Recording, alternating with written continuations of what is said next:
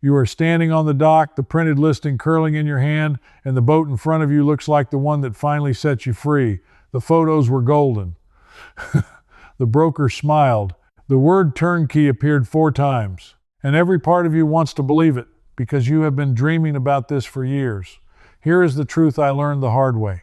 The boat that lets you live aboard full-time is almost never the prettiest one in the marina, and the one that drains your savings is almost always the one that photographs the best. I know that because I paid $94,000 for a boat whose bilge I never once smelled before I signed the papers. 6 months later, I was on my back under the cockpit sole, wrench in hand, learning what that smell meant. So today I am walking you through 6 boats that show the honest way into living aboard, and I am saving the most useful thing for last. There is a string of numbers stamped into every hull built after 1972 that can tell you if a seller is lying about the year, and by the end you will know how to read it. This matters whether this is your first cruising boat or the one you are upgrading into after the first one disappointed you. Let me start with the boat everyone laughs at, because that laughter cost me nothing and taught me everything. The Westsail 32 is slow. There is no polite way around it. 20,000 pounds of displacement on a 32-foot hull, a full keel that runs the length of the boat, and a heavy double-ended stern that pushes water instead of slicing it.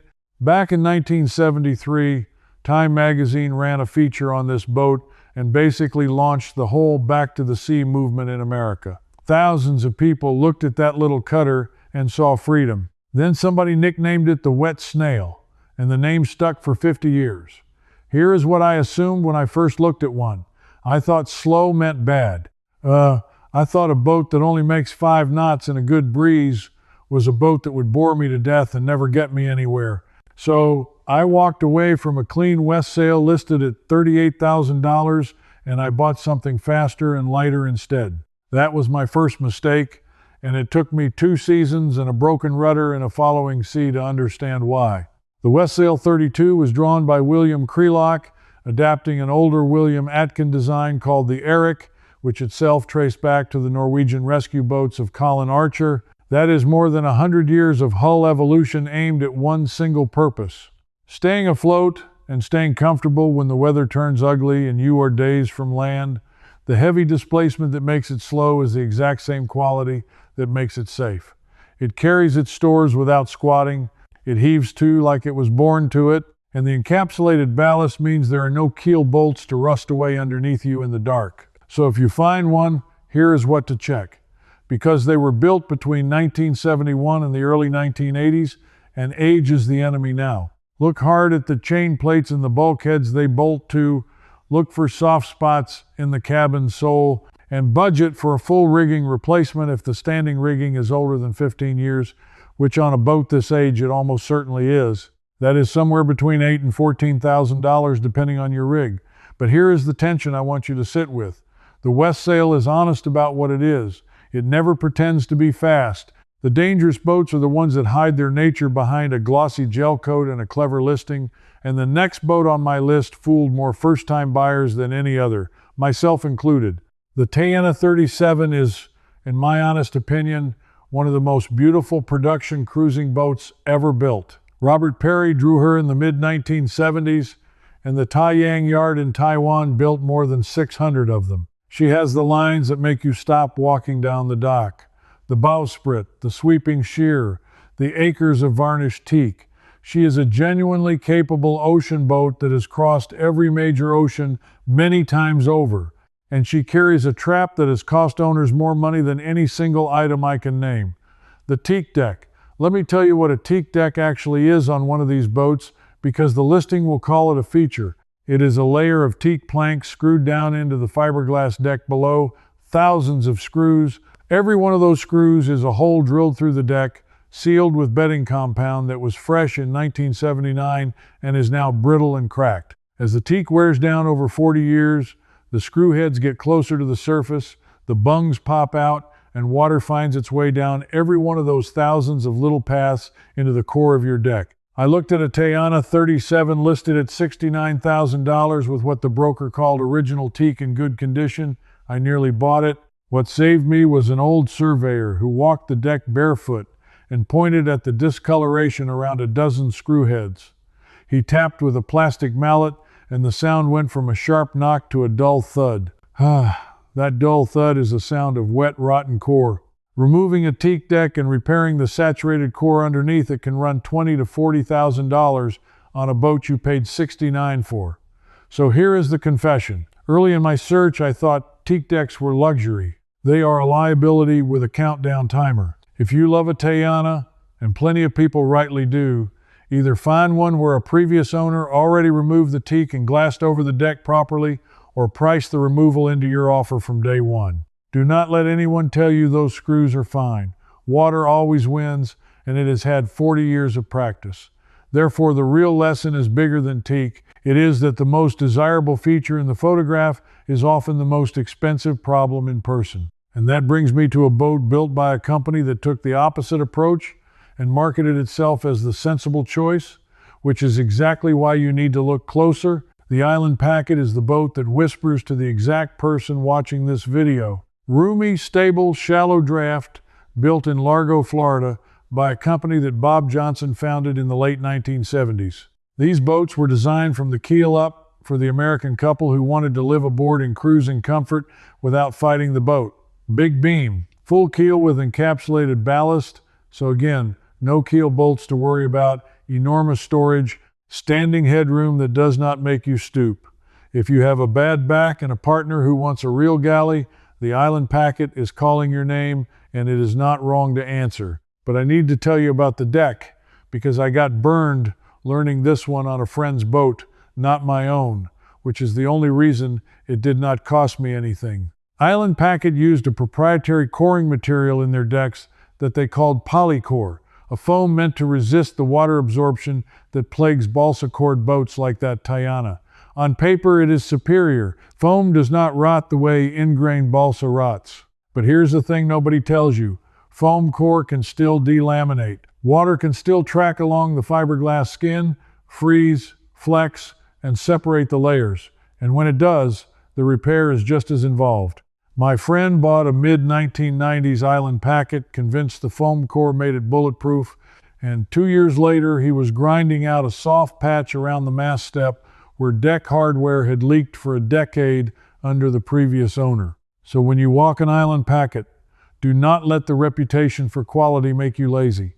Tap every square foot of that deck. Pay special attention around the stanchion bases, the chain plates, the mast step, and any place hardware bolts through.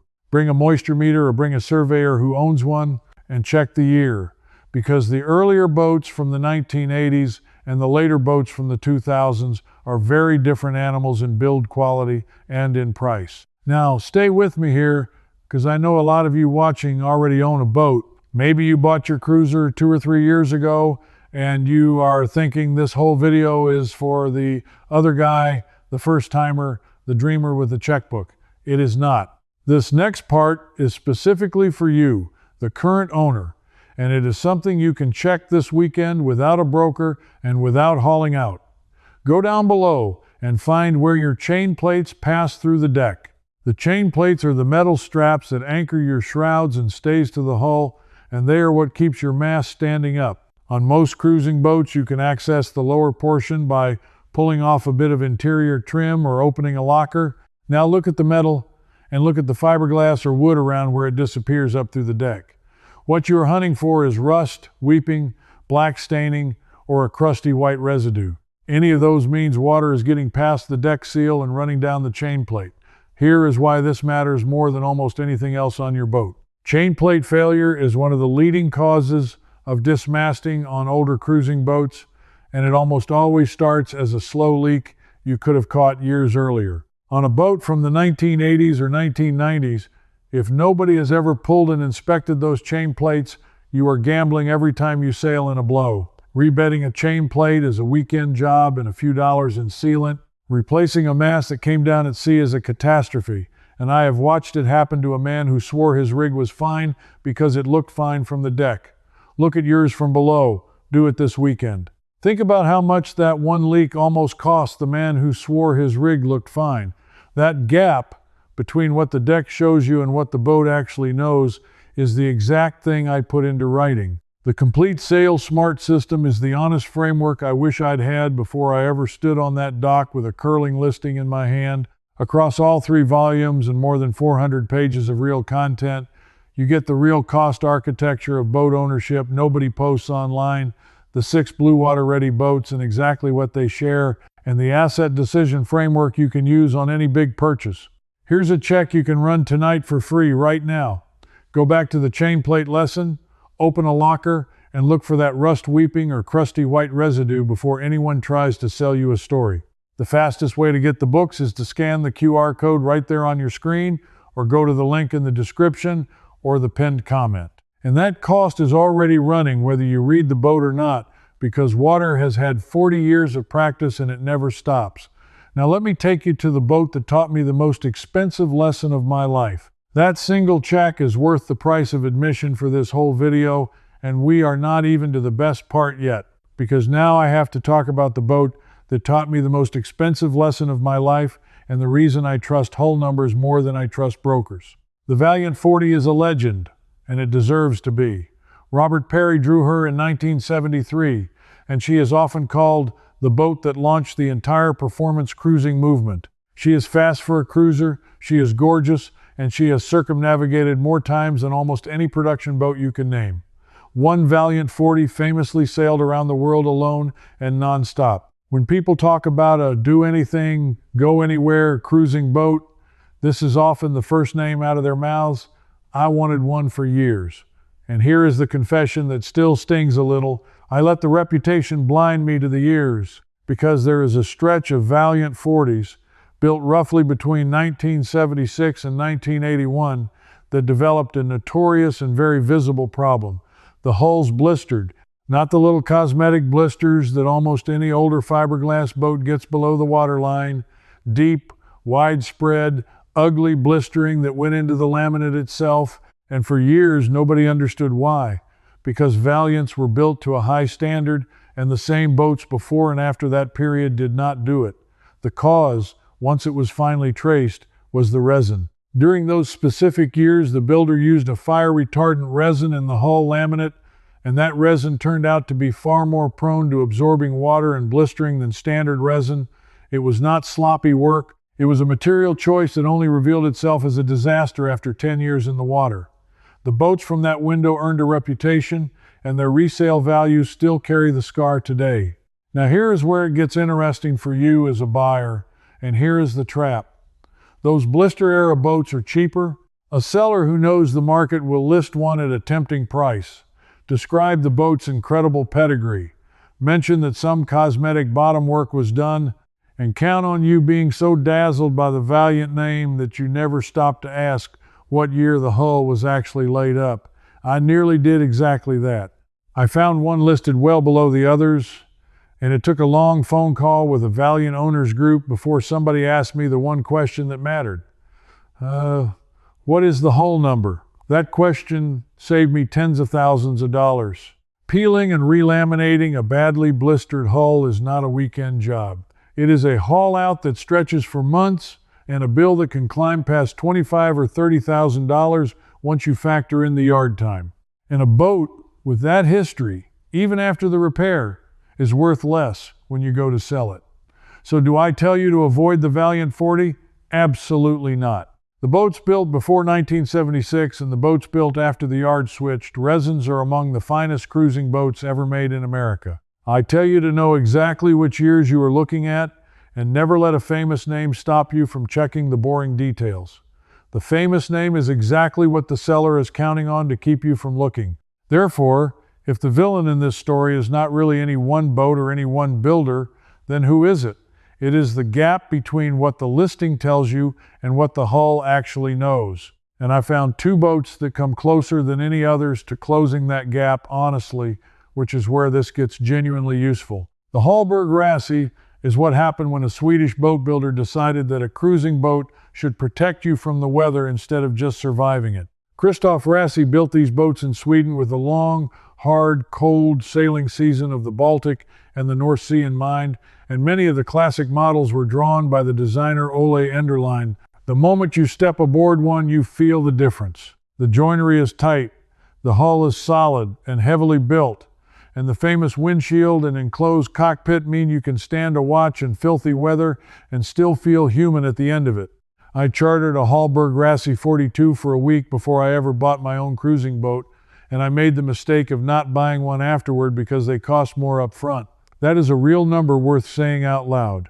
A well-kept Hallberg-Rassy from the 1990s will cost you noticeably more than a comparable Tayana or Island packet of the same size and age. When you are staring at your savings, that premium feels like money you could spend on gear instead. Here's what I did not understand then and understand painfully well now. You pay the premium at purchase, or you pay it slowly over 10 years of refit on a cheaper boat, and the slow way costs more and hurts longer. The Hallberg-Rassy holds its value precisely because the build quality is real.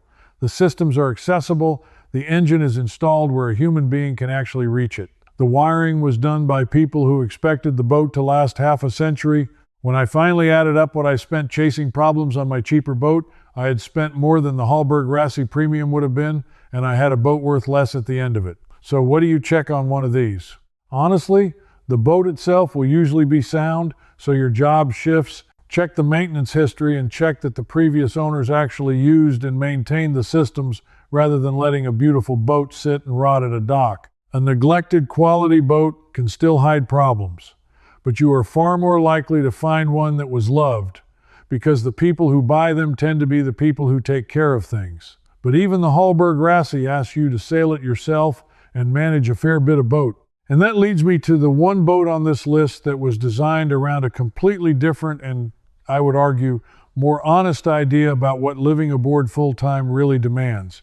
The Amel is a French cruising boat, and it does not look or think like anything else on this list. Henri Amel, the man who founded the yard, was legally blind for much of his life, and he built boats the way a blind man would need them to work. Everything logical, everything reachable, everything designed so that a couple, or even one person, could handle the boat safely without crawling on a pitching foredeck in the dark. The Super Maramu, built from the late 1980s into the early 2000s, is the boat that made the Amel name legendary among people who actually crossed oceans on them. Here is what makes an Amel different, and why it matters for the honest way into living aboard. It is a ketch, with the sail area split into smaller, more manageable pieces. Almost every line leads back to the safety of the cockpit, so you rarely have to leave it. The hull has watertight bulkheads that divide the boat into sealed compartments, so a hole in one section does not sink the whole vessel. There is a proper sea berth, a real engine room you can stand in, and an integrated electrical and mechanical layout that was decades ahead of its time. I confess I overlooked Amels for years because they look unusual and because the system seemed complicated. That was backwards thinking. The systems are integrated, which is different from complicated.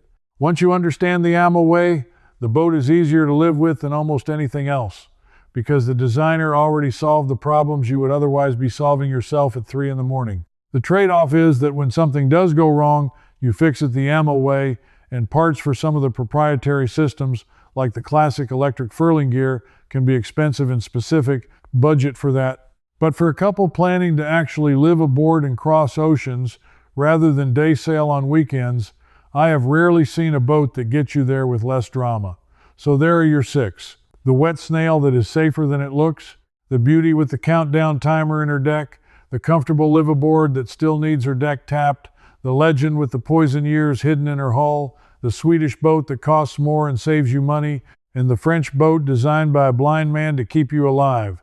Every one of them tells the truth about living aboard if you know how to listen. Which brings me, finally, to the thing I promised you at the start. The one skill that would have saved me from my worst mistake, and that almost nobody teaches you before you go boat shopping. Every single fiberglass boat built for sale in the United States after November of 1972 carries a hull identification number. It is a 12-character code, and by federal requirement it is molded or stamped into the hull, almost always on the upper starboard corner of the transom, the back right corner of the boat as you look at it from behind. Most buyers glance at it, confirm it matches the paperwork, and move on. They have no idea what it actually says. Here is what it says. The last 2 characters, and on newer boats, the format shifts a little, encode the year, but the part that saved me is buried in the middle. On boats built under the older format, there are characters that tell you the month and the year the hull was actually built, not the model year the seller is advertising, and not the year on the registration, which can be completely different. A boat can be sold as a 1980 model when the hull was actually laid up in 1979. On a Valiant 40, that 1 year difference is the difference between a blister-era hull and a clean one. On any boat, it is the difference between a seller telling you the truth and a seller telling you a story. I found this out from a marine surveyor who had been decoding these numbers for 30 years and who told me that the single most common lie he caught was not rot and not blisters.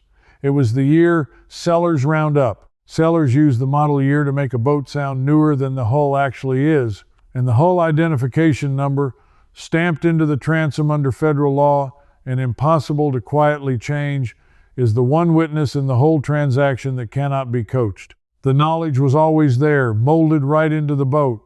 The sellers had every reason to hope you would not read it, and one honest surveyor kept the skill alive long enough for me to hand it to you right now. So this week, before you fall in love with another listing, do this. Find the hull identification number on the transom. Write down all 12 characters, then match the build date it encodes against the year the seller is claiming and against the year on the documentation.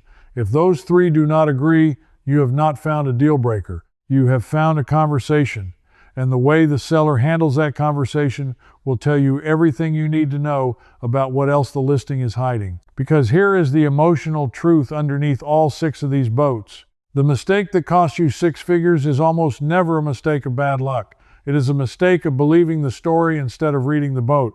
You just learned to read the boat. You are the kind of buyer who does the homework before the money moves, or you would not have stayed with me this long. That is exactly the person who ends up out on the water, actually living the life, instead of tied to a dock pouring savings into a hull that was never honest with them. So let me ask you something specific, and I want you to actually answer it down below. Which of these 6 is on your short list right now, and are you brave enough to walk that transom and read the hull number before you make an offer? Tell me the boat you are considering, and tell me where you are watching from, because I read these and I answer them. If a seller has already told you a story that does not add up, put it in the comments and let me help you check it. And if you refuse to be the person who gets burned, subscribe and stand with the rest of us who read the hull before we write the check. Next time I am pulling apart the one engine that shows up in half the cruising boats on the market and the specific year the manufacturer changed a single part that decides whether yours runs for another 20 years or dies on you in the first ocean crossing. You are going to want to know that number before you buy. I'm Marcus, and this was just the overview. Inside the cruising compass, I pick up right where this video left off with the full hull number decode and inspection checklist. When you get stuck, you can ask me directly, a real person, me answering you myself. You won't be doing this alone. Buyers like you are already inside. Just point your phone's camera at the code on screen, and you can cancel anytime, no risk. Now, if you're wondering how to actually afford one of these boats without draining your savings, I've got just the thing for you. The next video shows you the honest, sensible way in, and it's starting right here.